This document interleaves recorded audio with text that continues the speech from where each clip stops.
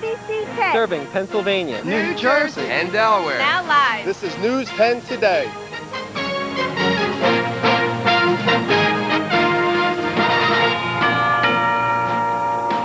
Philadelphians may be boarding SEPTA buses and trains for the last time for a while this morning. A strike deadline is just 18 hours away. Bad news for murder suspect Tom Capano. An appeals court says prosecution can keep an important document it seized from the accused killer of Anne Marie Fahey. And the bird goes home. Rupert, the hero parrot whose squawking saved the Laura Marion family, he returns home in triumph. That bird is getting a lot of FaceTime these days, isn't he? Good morning, everyone. It is Saturday, March 14th. I'm Yuzi Brown, Washington. And I'm John Blunt. Thanks for joining us in News 10 Today at sunrise. And we're getting off to a very cold start this morning. I tell you, Glenn Hurricane Schwartz is off, but guess who joined us this morning? The guy's name is Bill Henley. I think drag this guy in. Good morning. Billy boy. Good morning, gang. Hey, really, actually, it's warmer than it has been this morning, the last few mornings. Our temperatures are in the 30s, and they're on the rise.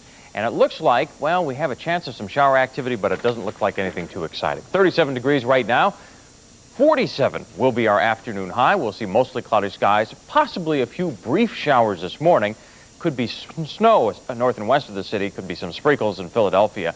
And then some sunshine later on today. Then clearing out tonight, getting colder than it is right now. We'll be dropping down to 30 degrees. What can you expect for the entire weekend? I'll have the 5-day forecast with the answer coming up in just a few minutes. All right, Mr. Henley, thank you very much. Our top story on News 10 at sunrise.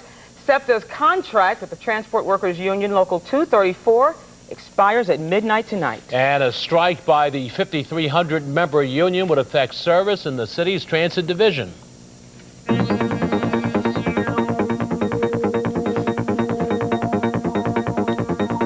Take a look at this, a live shot of the Wyndham Franklin Plaza Hotel in Center City, Philadelphia. That's where the two sides are still talking at this hour. Here's the latest right now. SEPTA management and the union started talking at 11 o'clock last night, and they are still at it. But so far, there's no word of any progress to report. At City Hall yesterday, City Council members denounced any attempt by SEPTA managers to operate the trains and buses during a strike. The session came after council members met behind closed doors with SEPTA's general manager and with Mayor Ed Rendell. And here's what they had to say. The union members deserve a decent set of salary increases. Their pension should be bolstered.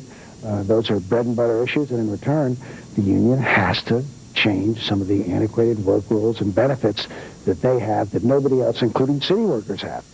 So far, both sides have complained that the other waited until the very last minute to really get down to serious talking. SEPTA says they will have contingency service plans that will be used in the event of any walkouts. A SEPTA strike could be far-reaching, tangling up things for workers at the largest shopping mall on the East Coast. Employees of the King of Prussia Court and Plaza could face the added job of finding a way to work. So how do you keep a mall running in the midst of a transit strike? SEPTA says the Villanova train stop on the R5 Paoli lines is the designated King of Prussia stop, with SEPTA buses routes 124 and 125 waiting there to shuttle you to and from the mall.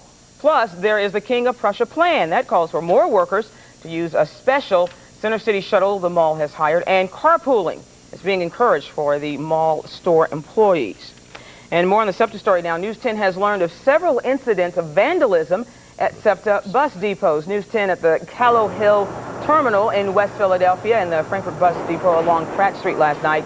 Windows were broken, tires slashed, and air conditioners damaged on about 20 buses. Police are investigating this morning. SEPTA has tightened security at all bus depots. The union says it is discouraging members from any kind of illegal activity. Again, with less than 18 hours before a planned SEPTA strike, SEPTA can give you needed information from their internet website. To find it, type www.septa.com. Once there, you can find information on alternatives in the event the SEPTA strike happens on Sunday. Also, SEPTA is setting up a hotline in the event of a walkout. That telephone number, 215-580-7800. 215-580-7800. The hotline will give you alternative ways to get where you are going. And make sure you stay with News 10 as we count down towards Sunday morning's strike, possible strike. We'll tell you what you need to know if the transit workers really walk off the jobs at SEPTA. All right, in other news this morning, Camden police are looking for suspects in a deadly drive-by shooting. It happened just before midnight last night at Chase and Lewis Streets. Police say two middle-aged brothers were shot. One died. The other is in West Jersey Hospital. Officials have not released the surviving brother's condition. The victims' names are also not yet being released. And at this point, police have no motive and no suspects. The woman who says she bought a gun for accused murderer Tom Capano spent Friday under intense legal scrutiny. Deborah McIntyre met with Delaware prosecutors for about 4 hours. Sources tell News 10 she went into more detail about tapes of phone conversations she had with Tom Capano, the man accused of killing Anne Marie Fahey. Sources also say that McIntyre will be called back for a second tape-recorded interview before testifying against Capano at his murder trial. Meanwhile, time is not on Capano's side. An appeals court has denied his request to get back the timeline that he used to explain where he was when Fahey disappeared. Capano wrote the timeline on his lawyer's advice and the state seized it. The courts say he waited too long to ask for it back and therefore waived his privilege to confidentiality. Merrill, Africa, a MOVE member convicted after a 1979 confrontation with Philadelphia police, has died in a western Pennsylvania prison. MOVE members held a news conference in West Philadelphia and questioned the circumstances of 49-year-old Merle Africa's death. She died early Friday after she was found unconscious at the State Correctional Institute at Cambridge Springs near Erie. MOVE members say they were told Africa died from tumors, but they say she was in good health Thursday. She was never sick, never unhealthy, was not a sickly person. Our sister Merle is a young woman, a strong, healthy woman. Prison officials tell News 10 an autopsy is being conducted to determine the exact cause of death. Africa was one of 4 women from MOVE being held at the Cambridge Springs prison. Well, our recent heavy rains is really taking a toll on some local roadways. News 10 was in Fishtown where a sinkhole has opened up in the 200 block of East Girard Avenue. Temporary barriers have now been put up, and PennDOT tells News 10 a repair crew will begin work on that sinkhole by Monday morning. In business news, for the first time, a for-profit healthcare company is buying hospitals in Philadelphia. Executives from Vanguard Health Systems of Nashville, Tennessee, plan to buy 6 Allegheny University hospitals. Vanguard CEO says employees will keep their jobs in the short term. Unmet needs in healthcare service, so I can't say that every employee today, a year from now, or 2 years from now, or 5 years from now, will be employed. The point is, there's going to be no immediate adjustment in terms of staffing. In the long term, Martin says the 6 hospitals, including Allegheny City Avenue, could transform into nursing home facilities or outpatient surgery centers, for example, to meet unfilled needs currently in the community. Gotta like this story. Rupert, the hero parrot, is healthy and back home this Saturday morning.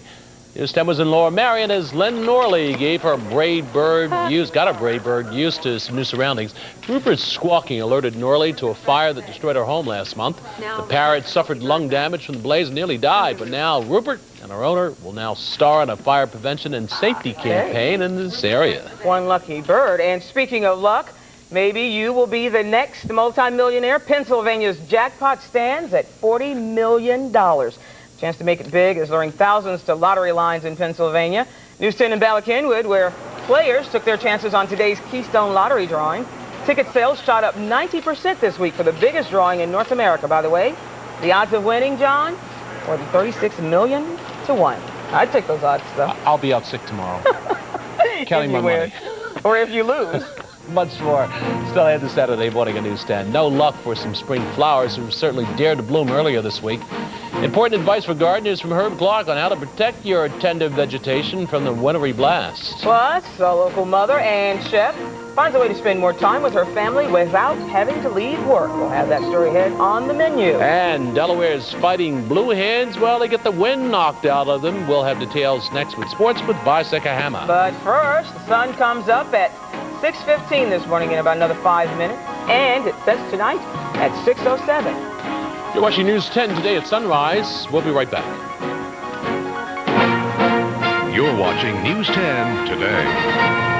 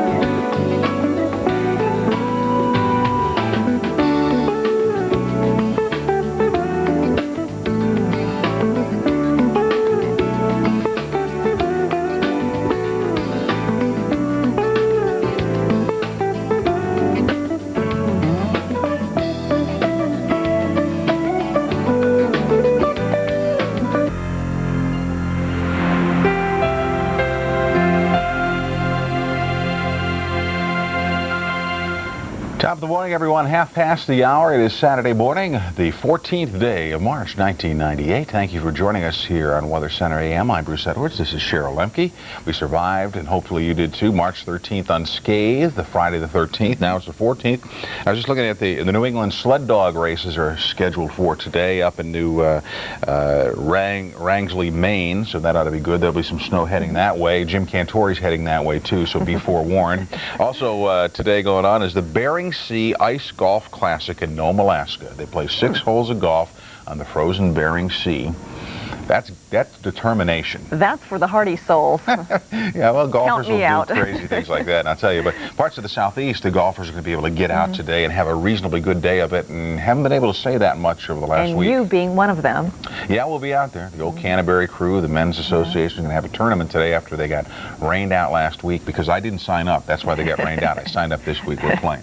Yeah, overall, though, the weather's not looking too bad for most of the country, and the good news, finally, things are warming up around the lower 48. Yeah, after a real shot of winter, hopefully that trend will continue as we go into the Ides of March. That's right. Let's see how the weather, though, is stacking up this morning. And looking at the temperatures, again, it's been very, very chilly across the east, but at least over the last 24 hours, we have finally seen signs that the weather is starting to warm up. As opposed to seeing highs in the afternoon, some 40 degrees colder than normal. Highs yesterday, only about 5 or 10 degrees cooler than usual across most of the eastern part of the country. Still this morning, though, rather nippy for most of us. Lots of teens, 20s, and 30s being pictured on the weather map this morning. You're at 24 degrees this morning for Chicago, 30 for Buffalo, where we've had some snow, 31, though, around Boston, and 39 for New York City. Now, you factor in the winds, and especially in the upper Midwest, some of these wind chills are pretty ugly this morning. Wind chills dropping below 0 from Grand Island, Nebraska, Des Moines, Iowa, Chicago, up towards the Twin Cities. So if you're going to be out and about this morning, maybe jogging, maybe walking the dog, certainly dress very warmly and try to limit your outdoor activities because it will be extremely chilly still for the upper plain states, but at least the wind chill is getting much better across the southeastern states. The satellite picture is showing us that we have about 3 distinct areas of cloudiness. One across the northeast with an Alberta Clipper zipping through. Secondly, though, we have another storm system, though, that continues to brew and get better organized across the southwestern part of the country. Then we have more low-level clouds, too, being fed up towards Texas and Louisiana as some moisture is coming in from the Gulf of Mexico. So there's the weather map. Again, fairly active in some parts of the country, but overall, most of us not looking too bad for this weekend. Into the northeast, though, changes are already taking place as we're tracking this fast-moving Clipper zipping through the east. And with that, it's spreading a blanket of snow. The snowflakes are flying this morning from the UP of Michigan, and the snow spreading across over towards the Hudson Valley. Now, at least for those of you in New York City and for Boston, you'll probably start off initially with some snow. No accumulations, though, likely for the Big Apple, but around Boston, you might pick up maybe 1 inch or 2 inches of snow, and then eventually come later this afternoon, that should be turning over to rain as we'll start to get somewhat milder air coming in from off the Atlantic. And then by late this afternoon and tonight, all the precipitation should be winding down as this low continues to rocket towards the east. Now, again, we've had some snow, though, breaking out this morning. Widespread snow coverage from around Buffalo through Syracuse and Utica. We have more snow streaming over towards the Capital District of New York State. Snows up towards Glens Falls, and more snowy, wintry weather around Altoona and Avoca, Pennsylvania, on into Bradford and Du Bois. Now, what you see here, the green showing up around New York City, that is merely virga, where the precipitation is evaporated before it reaches the ground. But as the morning continues to wear on, the atmosphere will start to moisten up, and eventually there will be some snow skirting right across the New York City metro area. So be prepared for that. Around New Rochelle and Yonkers and Queens, you'll pick up a little snowfall a little bit later on today. Elsewhere, though, we have already some snow clipping right across Cape Cod this morning, around Falmouth and over towards around Yarmouth. And again, that snow will eventually work over towards Boston, maybe about 1 inch or 2 of snowfall before turning over for rain later this afternoon. Around the Great Lakes, plan for some wintry conditions today, so if you're going to be out and about, Definitely you'll need the winter wearing apparel around Marquette and Sault Ste. Marie. More snow working over through Saginaw Bay. There'll be some snow too skirting right across Ohio. Already some snow, in fact, around Mansfield and Dayton, Ohio, and over towards the Cleveland area and around Canton and Akron, Ohio. Now, as far as snowfall accumulations are concerned, there'll be several spots that could quite possibly pick up 3 to 6 inches of snowfall through tonight, including the Hudson Valley, the Eastern Finger Lakes, and higher elevations in Vermont and New Hampshire and Maine. So if you're planning on going skiing this weekend, you'll be encountering some fresh powder around Attitash and Jay Peak, Smuggler's Notch. You'll be in pretty good shape too as well for today. As we get away from the Great Lakes area though, the weather starts to improve and we have a drier air mass that's sliding in across the upper Midwest. Unfortunately though, some cooler weather too to accompany that drier air. We'll see some sunshine but very crisp temperatures today for Omaha, Des Moines, Iowa, Kansas City, and St. Louis. Moisture, though, speeding back through Texas, and the showers are flaring up this morning, so plan for some indoor activities this weekend. The rain from Houston over towards Corpus Christi and San Antonio, Texas. Then farther towards the west, or low just off around Las Vegas, continues to produce some rain, and we'll likely have more rains, too, developing for Los Angeles over through San Diego. Zittner's chocolate egg sensation. Treat your taste buds.